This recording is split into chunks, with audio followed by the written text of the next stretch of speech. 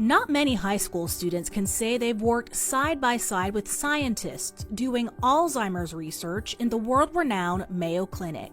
But then there's Paxon senior Kristi Biswas. I kind of want to make sure no one else has to go through that pain of seeing a loved one kind of forget who you are as a person. It's a passion that's taken Kristi from the classroom to the research lab and most recently to award-winning status at the Regeneron International Science and Engineering Fair. So it kind of fueled the passion in me to take the initiative and figure out what causes these diseases. Is there anything I could personally do to help them?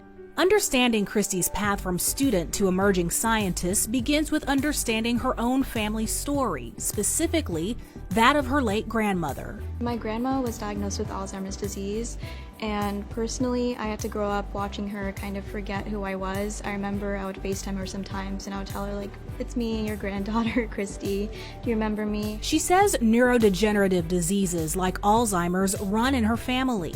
Determined to learn more about causes and cures, Kristi began a journey of discovery. The vocabulary and these concepts that she's working with are just incredible, way beyond what I would expect from any high schooler. Paxon IB biology teacher Emma Gallagher has known Kristi since she was a freshman and has watched her turn her curiosity into award-winning science fair projects. Having someone like Kristi is just a great reminder of that if you set the expectation high, students are going to reach that. You just have to provide the proper support and encouragement. In time, Kristi would apply to be part of Mayo's Spark Research Mentorship Program, which allows local students to participate in mentored research projects. I would say that the work that Kristi did with us in our laboratory has been really important. Working with a team of scientists, Kristi conducted Alzheimer's research, studying genetic variants. It's the same research that became the basis of a school science fair project that won locally,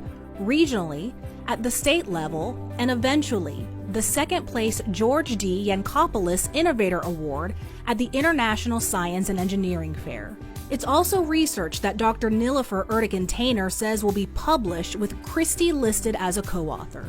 These are very complex diseases that afflict tens of millions of individuals globally, and we do not have a cure for them. So we need armies of individuals who are invested in these diseases, invested in finding a cure for these conditions. Kristi says she wouldn't be where she is without support from teachers like Mrs. Gallagher and mentors like Dr. Tainer.